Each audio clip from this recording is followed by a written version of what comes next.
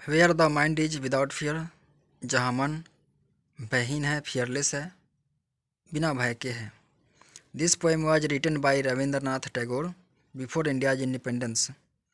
यह कविता भारत की स्वतंत्रता के पहले रविंद्रनाथ टैगोर द्वारा लिखी गई थी।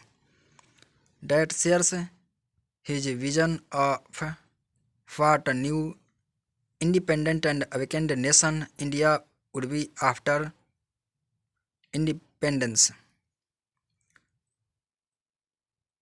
जो शेयर करता है उनके इमेजिनेशन को, कल्पना को, एक नया देश, जो एक नया इंडिपेंडेंट, स्वतंत्र और अवेकेंड, जागरूक राष्ट्र भारत होगा आफ्टर इंडिपेंडेंस, स्वतंत्रता के बाद। यानी कि वो कैसा होगा स्वतंत्रता के बाद, वो अपना कल्पना करते हैं, अपने विचारों को शेयर करते हैं। ये कविता उनके विचारों को शेयर करते हैं। रविंद्रनाथ टैगोर का जो विचार है, उनकी कल्पना है कि हमारा देश ऐसा होगा स्वतंत्रता के बाद। चूँकि यह गीतांजलि का हिस्सा है, यह गीतांजलि जो संकलन है कविता का ना, उसी में से लिया गया है, where the mind is without fear. Gitanjali, यह इसको 1912 में प्रकाशित किया गया था। गीतांजलि को 1913 में उनको नोबेल पुरस्कार मिला था, इसी के लिए, गीतांजलि के लिए ही।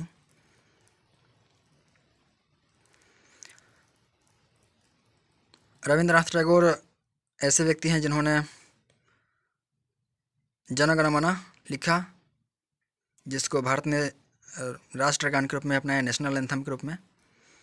और अमार सोनार बंगला लिखा, जिसको बांग्लादेश ने अपना नेशनल एंथम के रूप में, नेशनल एंथम के रूप में अपनाया।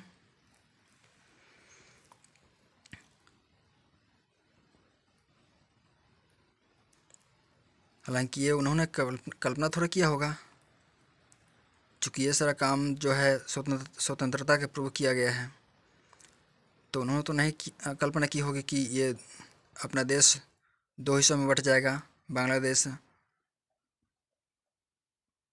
भारत, पाकिस्तान, और दोनों देश ये अलग अलग अपनाएंगे। उन्होंने लिखा था, लोगों ने अपना लिया राष्ट्रगान के रूप में। Rabindranath Tagore is considered as the greatest writer in modern Indian literature. Rabindranath Tagore को आधुनिक भारतीय साहित्य में सबसे महान लेखक माना जाता है। He was a Bengali poet, वह एक बंगाली कवि थे, नॉवेलिस्ट, उपन्यासकार थे, एजुकेटर, शिक्षाविद थे, and Nobel laureate for literature, और उपन्यासकार, नहीं, नोबेल पुरस्कार विजेता थे साहित्य के लिए। The message of the poem, कविता के जो थीम है, इज ऑल्सो एप्लीकेबल, वो लागू होती है, टू आवर इंडिविजुअल स्ट्रगल्स, हमारे संघर्ष पर भी एप्लीकेबल होती है। जो हम लोग पर्सनल फ्रीडम, व्यक्तिगत स्वतंत्रता के लिए जो संघर्ष करते हैं और विकास के लिए जो संघर्ष करते हैं हर जगह, उस पर भी ये लागू होती है। इसका थीम जो है, इसका जो संदेश है, इसका जो विषय है, वो लागू होती है।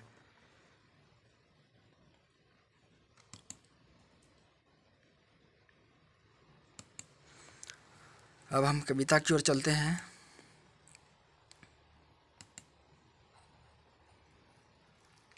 Where the mind is without fear, जहाँ मन निर्भय है, फियरलेस है, जहाँ कोई भय नहीं है मन में। And the head is held high, जहाँ सिर ऊंचा है, गर्व से ऊंचा है, जहाँ सिर ऊंचा है, सेल्फ रेस्पेक्ट है। Where the knowledge is where knowledge is free, जहाँ ज्ञान फ्री है, मुफ्त है, यह किसी प्रकार का प्रतिबंध नहीं है, सभी को ज्ञान मिले, अमीर गरीब, उच्च जाति नीच जाति, सभी धर्म के लोगों को ज्ञान मिले, वैसा हमारा देश हो, वो कल्पना करते हैं कवि। Where the world has not been broken up into fragments by narrow domestic walls, जहाँ दुनिया टुकड़ों में नहीं बटी हुई हो, संकीर्ण घरेलू दीवारों द्वारा टुकड़ों में नहीं बटी हुई हो। अब ये संकीर्ण घरेलू दीवार क्या है, नैरो डोमेस्टिक वॉल्स क्या हैं? तो ये सब जो होती है ना, जाति, धर्म, छुआछूत, अनटचेबिलिटी, ऊंच नीच, अमीर गरीब, हमेशा मंदिर मस्जिद को लेकर झगड़ा होना, इन सारी चीज़ों के जरिए जरिए क्या होता है, अपना समाज टुकड़ों में बढ़ जाता है।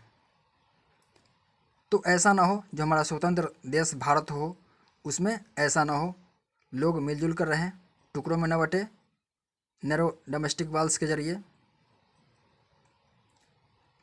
Where words come out from the depth of truth, जहाँ शब्द वचन जो है वो सत्य की गहराई से निकलते हों, जहाँ लोग सदा सत्य बोलते हों,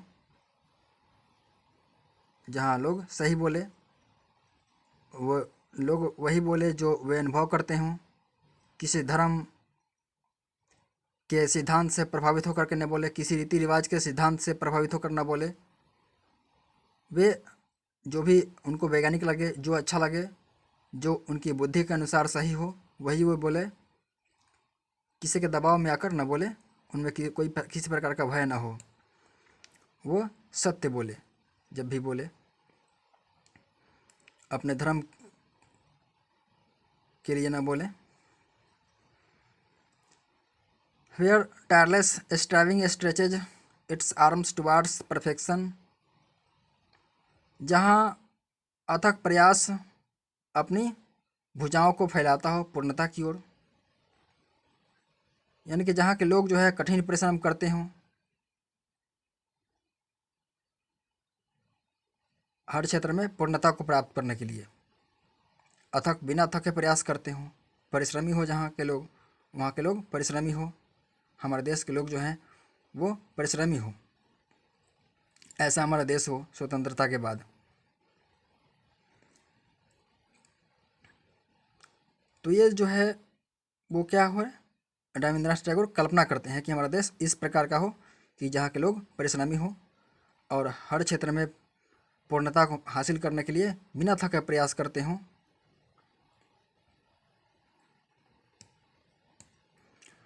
where the clear stream of reason has not lost its way into the dreary desert sand of dead habit, जहाँ विवेक बुद्धि की स्वच्छ धारा अपनी रास्ता नहीं खो बैठी हो, dreary desert sand of dead habit, जो पुराने रीति रिवाज हैं, जो बुरी आदत हैं, उनके जो कण हैं, ड्रीयरी डिजर्ट सुनसान रेगिस्तान, सुनसान रेगिस्तान का जो बालू है, उस रूप में जो डेड हैबिट हैं, यानी कि जो डेड हैबिट पुराने रीति रिवाज का पुराने रीति रिवाज रूपी रेगिस्तान, सुनसान रेगिस्तान के जो कण हैं, उसमें लोगों का जो मन है, बुद्धि है, वो उसमें खो ना जाए। कुल मिलाकर के यहाँ पर यह कहा गया है कि लोगों का मन जो है, हमारे स्वतंत्र भारत में लोगों का मन जो है वह पुराने रीति रिवाजों में खोया हुआ ना हो, उनका मन स्वच्छ हो। इन सारी चीज़ों में पुराने रीति रिवाज जो हैं, जैसे दहेज प्रथा, जाति धर्म, ऊंच नीच, छुआछूत, इन सभी चीज़ों में भुलाया हुआ ना हो, उसमें खोया हुआ ना हो उनका मन, उनका बुद्धि जो है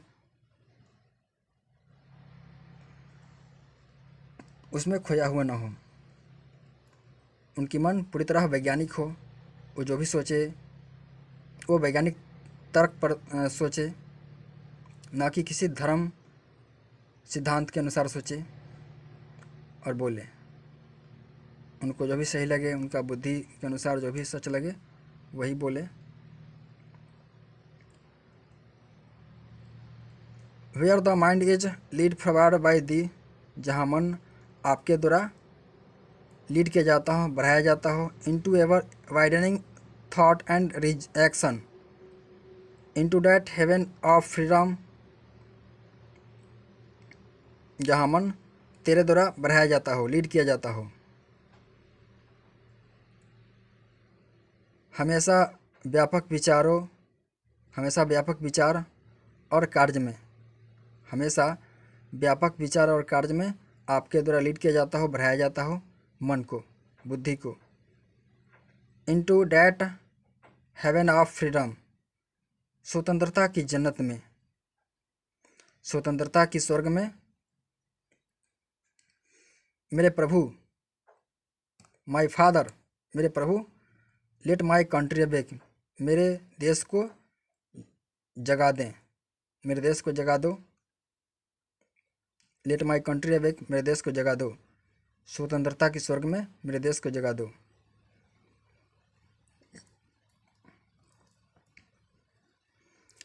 इस तरह वो अपने ईश्वर से प्रार्थना करते हैं कि मेरे देश को जगा दो।